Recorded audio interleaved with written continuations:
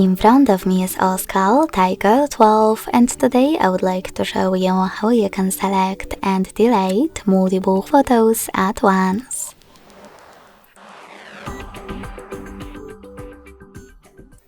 First of all, you need to locate Photos app and click on it.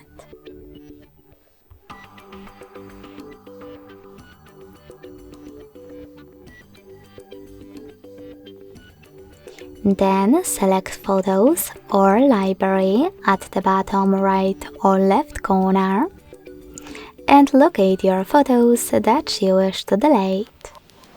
When you're ready, hold the chosen one.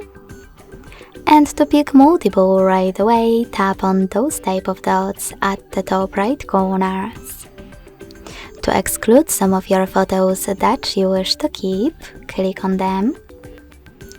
And to delete the rest, use this bin next to the shopping cart at the top right corner. Then confirm your choice in the pop-ups. Thanks so much for watching. If you enjoyed this video, don't forget to leave a like, comment and subscribe. Bye!